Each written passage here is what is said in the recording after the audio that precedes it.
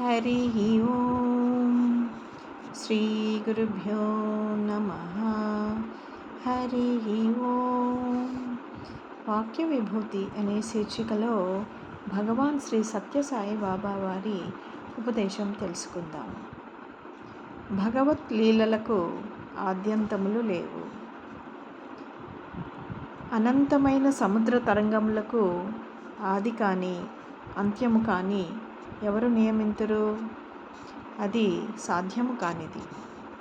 ఆద్యంతములను తెలుపవలెనని సంకల్పించిన ఏ తరంగము నుండి లెక్కింప మొదలు పెడుతురో అదే ఆది. ఏ అలతో లెక్కించుట నిలిపివేతురో అది ఏ అంత్యము అని తలంచవచ్చును. అనగా తాను లెక్కించుటకు ఆది అంత్యము ఉన్నదని కానీ అలలకు అంత్యము లేదు. అది కనిపెట్టనెవరితరమూ కాదు. అటులనే భగవత్ చరిత్రకు కూడాను ఆద్యంతములు లేవు. తెలియని అపార సముద్రము వంటిది.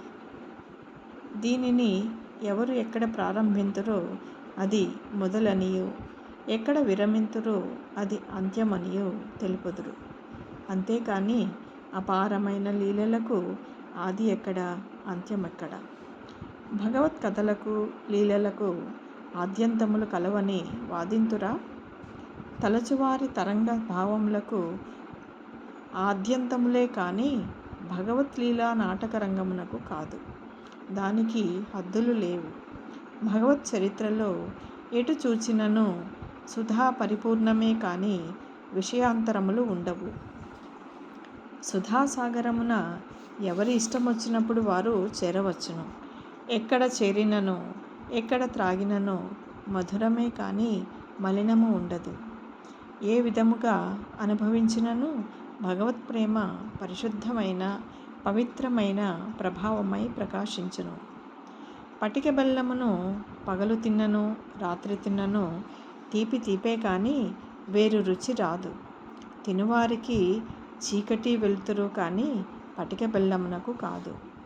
హరి ఓం శ్రీ గురుభ్యో నమః.